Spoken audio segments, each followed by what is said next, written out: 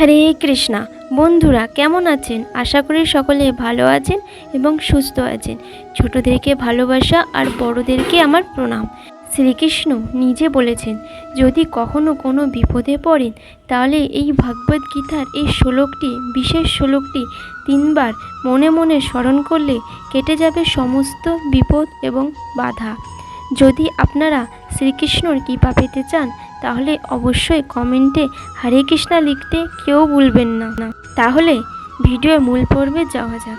বন্ধুরা, সেই ভগবদ্গীতায় ভগবান শ্রীকৃষ্ণ সমগ্র মানবজাতিকে উদ্দেশ্য করে অর্জুনকে অনেক মূল্যবান উপদেশ প্রদান করেন।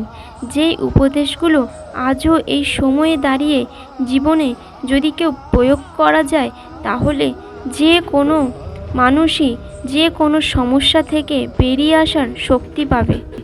শ্রী ভগবদ্গীতায় এই সম্পূর্ণ কথোপকথনের মধ্যে লুকিয়ে আছে অনেক শক্তিশালী শ্লোক, যেগুলো যদি আমরা জীবনে কঠিন সময় পাঠ করতে পারি বা মনে মনে একটু স্মরণ করতে পারি তাহলে আমরা সেই কঠিন সমস্যা থেকে অনায়াসে বের হতে পারব।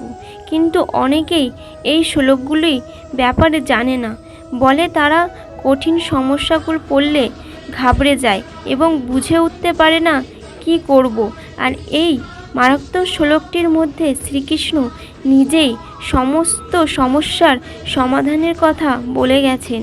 আজ আমি এই ভিডিওতেই এই শ্লোকটির কথা তুলে ধরব, যাতে আপনারা যে কোনো সমস্যার মধ্যে পড়েন তখনই শুধু মনে মনে এই শ্লোকটি চোখ বন্ধ করে 3 বার পাঠ করে নেবেন। তাহলে দেখবেন যে নিমেষের মধ্যে সব সমস্যা সমাধান হয়ে যাবে। যদি বিশ্বাস না হয় এই কথাটির ওপর, তাহলে একবার নিজের জীবনে এই শ্লোকটি অবশ্যই এক মনে চোখ বন্ধ করে পাঠ করে দেখুন। এই শ্লোকটির কথা এক ব্যক্তি স্বয়ং ভগবান শ্রীকৃষ্ণ স্মরণ করিয়ে দেন। তাহলে চলুন দেরি না করে জেনে নেওয়া যাক সেই বিশেষ শ্লোকটি।